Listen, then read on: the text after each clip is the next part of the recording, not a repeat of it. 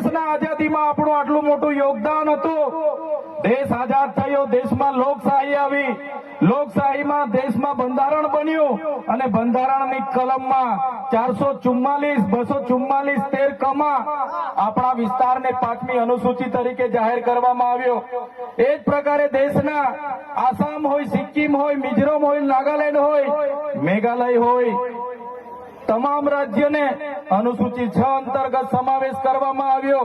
ત્યારે અનુસૂચિ 6 ત્યાં લાગુ કરવામાં આવી અને ગુજરાતમાં આજ દિન સુધી અનુસૂચિ 5 લાગુ કરવામાં નથી આવી। અને આ સત્તામાં બેઠેલા લોકો અનુસૂચિ 5 લાગુ હોવા છતાં પોતાનો સત્તાનો દુરુપયોગ કરીને આદિવાસીઓની જમીનો છીનવી રહ્યા છે, આદિવાસીઓના ખનીજો છીનવી રહ્યા છે, કુદરતી સંપાદનો છીનવી રહ્યા છે।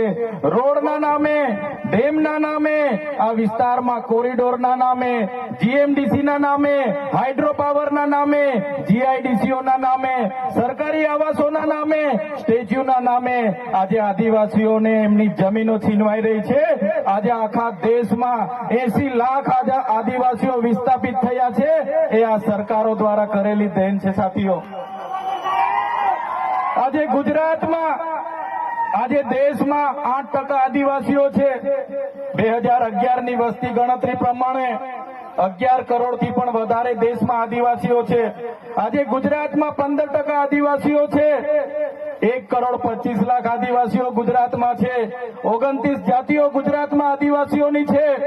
આજે તમે મને બતાવો કયા ક્ષેત્રમાં આદિવાસીઓ 15% છે, બતાવો મને।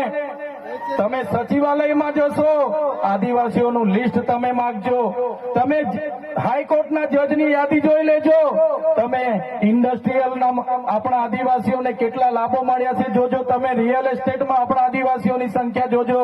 ત્યારે આઝાદીના 78 વર્ષમાં સરકારોએ માત્ર ને માત્ર આદિવાસી બજેટમાંથી અમૃત મહોત્સવો કાઢે છે, વિકાસ મહોત્સવો કાઢે છે, ગૌરવ યાત્રાઓ કાઢે છે અને પોતાના તાઇફાઓ કરે છે। ત્યારે હવે આપણે બધાએ જાગી જવાનું છે અને આ સરકારને 2027માં ઉખાડીને આપણે ફેંકી દેવાની છે। સાથીઓ, અમે 4 વર્ષ પહેલા જનનાયક બિરસા મુંડાજીની પ્રતિમા ડેડિયાપાડામાં સ્થાપના કરતા હતા અને એમના વિચારોને ઉજાગર કરવા માટે, એમના વિચારોમાંથી આવનારી પેઢી પ્રેરણા લે માટે અમે ત્યાં પ્રતિમા સ્થાપિત કરતા હતા। ત્યારે આ ભાજપના સાંસદ મનસુખભાઈ વસાવા, 3 જિલ્લાની પોલીસ અને એમના આરએસએસ વાળાએ આપણને ત્યાં પ્રતિમા સ્થાપતા અટકાવી દીધા હતા અને પ્રતિમા સ્થાપતા આપણા ઘણા લોકોને ડિટેન કર્યા હતા। 3 જિલ્લાની પોલીસ અમને પકડવા માટે આવી હતી, છતાં આપણે એમનાથી ડર્યા નથી અને બિરસા મુંડાની પ્રતિમા ડેડિયાપાડામાં સ્થાપિત કરી છે। ત્યારે આજે દેશના વડાપ્રધાનને આજે ડેડિયાપાડા આવવું પડે એ આપણા બધાની તાકાત છે। ત્યારે વડાપ્રધાન ડેડિયાપાડા આવે છે ત્યારે લોકોને ભેગા કરવા માટે 500 કરોડ આદિવાસી બજેટમાંથી જોગવાઈ કરવામાં આવી છે। હજારો બસોની વ્યવસ્થા કરવામાં આવી છે અને બધા કર્મચારીઓને એમાં લગાડી દેવામાં આવ્યા છે।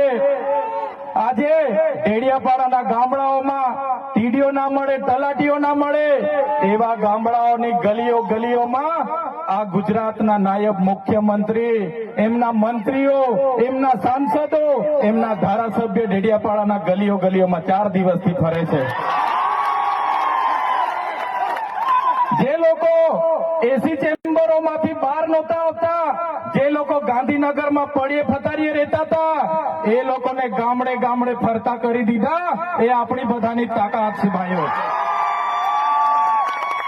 ત્યારે નરેન્દ્રભાઈ મોદી આપણા કુળદેવી માતાના દર્શને જવાના છે દેવમોગરા।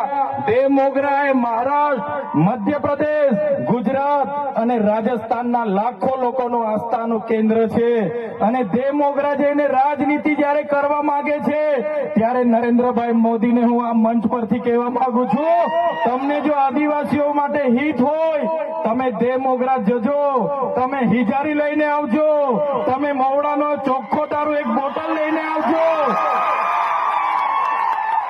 તમે એક મરઘો લઈને આવજો, એક બકરો લઈને આવજો, દર્શન કરીને એની પ્રસાદી કરીને તમે ત્યાં જ જમીને પછી જજો.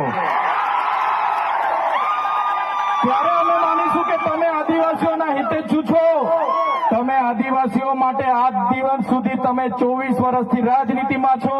આગળ મુખ્યમંત્રી હતા, હમણાં વડાપ્રધાન છો. આદિવાસીઓ આજે શિક્ષક માટે આંદોલન કરે છે, શાળા માટે આંદોલન કરે છે, નર્મદાના પાણી માટે આંદોલન કરે છે, પોતાની જમીનો બચાવવા આંદોલન કરે છે, જીએમડીસીઓ હટાવવા આંદોલન કરે છે, જીઆઈડીસીઓમાં રોજગાર માટે આંદોલન કરે છે. ત્યારે નરેન્દ્રભાઈ મોદીજીને કહેવા માંગુ છું, હવે અમે લડેંગે, જીતેંગે, જિંદાબાદ, મુર્દાબાદ, આવેદન નિવેદન કરવા માંગતા નથી. હવે અમે લડવા માંગતા નથી. હવે ધરણા પ્રદર્શન બંધ, હવે આંદોલન બંધ.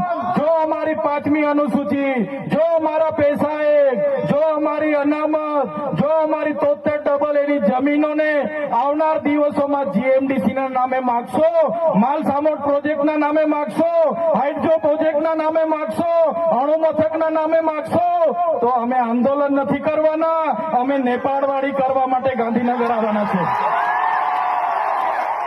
અમે નેપાળવાડી કરવા માટે ગાંધીનગર આવીશું. તે દિવસે તમારો ને અમારો સામનો થશે, તે દિવસે ખબર પડશે ઓરિજિનલ આદિવાસીઓ કોણ છે તે. ત્યારે કેટલાક મીડિયાવાળા મિત્રોએ મને પૂછ્યું, તમારા ડેડિયાપાડામાં નરેન્દ્રભાઈ મોદી આવે છે, તમારું બધું પૂરું થઈ જાય. ત્યારે મેં મીડિયાવાળાને મિત્રોને કીધું, નરેન્દ્રભાઈ મોદી આવીને જાય પછી એમના મિત્ર ડોનાલ્ડ ટ્રમ્પને પણ લઈ આવજો. અમારા લોકોને ક્યાંય ફેર પડવાનો નથી. હવે અમારા લોકો જાગી ગયા છે, અધિકારોની વાત કરીએ છીએ. સંવિધાન અધિકારો અમને આપો, સામાજિક અધિકારો આપો. અમને જે મળેલી અમારા અધિકારોની વાત અમે કરીએ છીએ ત્યારે અમને ખબર પડી ગઈ કે આદિવાસી સમાજ હવે જાગૃત થયો છે. ત્યારે બિરસા મુંડાના રથ જયારે લઈને ફર્યા, એમના મંત્રી તંત્રી મારું નામ લઈને મને ગાળ બોલે કે પેલો ચૈતર વસાવો અહીંયા આવે છે, આમ કરે છે, તેમ કરે છે, ફલાણું કરે છે, ઢીકડું કરે છે. એ મંત્રીઓને પણ કહેવા માંગુ છું, એ પ્રદેશ પ્રમુખને પણ કહેવા માંગુ છું, ચૈતર વસાવાને ગાળ બોલવાથી અમારા આદિવાસીઓનું ઉત્થાન નથી થવાનું. તમે આદિવાસીને ઉત્થાનની વાત કરો. મને ગાળ બોલવાથી અમારા લોકોનો જો વિકાસ થઈ જવાનો હોય તો હું દરરોજ તમારી ઓફિસે તમારી ગાળ ખાવા માટે પણ તૈયાર છું. સાથીઓ, અમે અનંતભાઈ સાથે વિધાનસભામાં લડીએ, રોડ પર લડીએ, સદન પર લડીએ અને આદિવાસીઓની ન્યાયની વાત કરીએ, અધિકારની વાત કરીએ. આ લોકોને ગમતું નથી. અનંતભાઈ પર અનેક કેસ થાય, મારા પર અનેક કેસ થાય, અમને જેલોમાં નાખવામાં આવે, પણ અમે આ સરકારની જેલોથી અમે ડરવાવાળા લોકો નથી, અમે લડવાવાળા લોકો છે. સાથીઓ, આ મંચ પરથી કહેવા માંગીએ છીએ, આ ચૈતર વસાવાના, અનંત વસાવાને જયારે સમાજની જરૂર પડશે, અમે આ ધડ ધરવા માટે પણ તમારી સાથે તૈયાર છે. આ ધડ ધરવા માટે પણ અમે સમાજ માટે તૈયાર છે. એક ગુજરાતના મુખ્યમંત્રી ભૂપેન્દ્રભાઈ પટેલ, એક ગુજરાતના ઉપમુખ્યમંત્રી હર્ષભાઈ સંઘવીની પોલીસમાં પાણી નથી કે આ ચૈતર વસાવાના અનંત પટેલને હેરાન કરી શકે. ત્યારે સાથીઓ, જાગવાની જરૂર છે. આગળ ડોક્ટર સાહેબે કીધું, આપણી જે મૂળ સંસ્કૃતિ છે આપણે ભૂલી ચાલ્યા. આપણો નંદરિયો દેવ, આપણો ગામનો હિમારિયો દેવ, આપણો વાઘદેવ, ગોવાળદેવ, આપણો કાળિયો ભૂત, આપણે ધરતી માતાને પૂજનારા, આપણે નદી નાળાને પૂજનારા, આપણે ચંદ્ર અને સૂર્યને પૂજનારા, આપણે પ્રકૃતિના પૂજક તરીકે છે. ત્યારે જન્મ મરણની વિધિ, લગ્નની વિધિ આપણે ભૂલી ચાલ્યા છે. ત્યારે આજે આ લોકો આપણા પર જાતિનો દાખલો માંગે છે, પુરાવા માંગે છે. ભણેલા છોકરાઓને પૂછી લો. સાથીઓ, જે આપણી રીત પરંપરાઓ છે, આપણો જે પહેરવેશ છે, આપણા પૂર્વજો આઝાદી પહેલા ઓળખી કાઢતા હતા. ગોરા અંગ્રેજો આવ્યા, એમના પહેરવેશ, એમની બોલી પરથી આપણા પૂર્વજો જાણી ગયા કે આપણા દુશ્મન છે. આજે તો આપણે એ લોકોની સંસ્કૃતિ અપનાવતા થઈ ગયા, એ લોકોના પેન્ટ શર્ટ પહેરતા થઈ ગયા, એ લોકોના જીન ટી શર્ટ પહેરતા થઈ ગયા, એ લોકોના બૂટ સૂટ આપણે પહેરતા થઈ ગયા.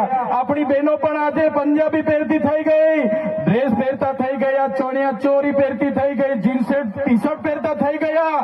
ત્યારે આવનારા દિવસોમાં આપણો દુશ્મન કોણ છે તે આપણને ખબર પડવાની નથી. ત્યારે આપણે મૌલિક નૈતિક મૂલ્યો આપણે જાળવવા પડશે. આપણી બોલી ભાષા આપણે સાચવવી પડશે. આપણો પહેરવેશ, આપણી સંસ્કૃતિ, આપણા વારસામાં મળેલી આપણી પરંપરાઓ, રીત રિવાજો આપણે સાચવવા પડશે. સાથીઓ, આપણા વિસ્તારમાં વૈશ્વિકરણના નામે જમીનો છીનવાય છે. ઔદ્યોગિકરણના નામે જીઆઈડીસી આવી, એમાં જમીનો છીનવાઈ ગઈ. અને તમે જોઈ લો, આજે ધર્માંતરણના નામે આદિવાસીઓને ભોળવામાં આવે છે. આજે શિક્ષણના નામે ધર્મના પ્રચારો થાય છે. ત્યારે મારા આદિવાસી સાથીઓને કહેવા માંગુ છું, જે દિવસે આપણે આજે આદિવાસી તરીકે મટી જઈશું તે દિવસે આપણું અનામત પણ આપણને મળવાનું નથી. તે દિવસે આપણે જમીનો પણ બચાવી નથી શકવાના.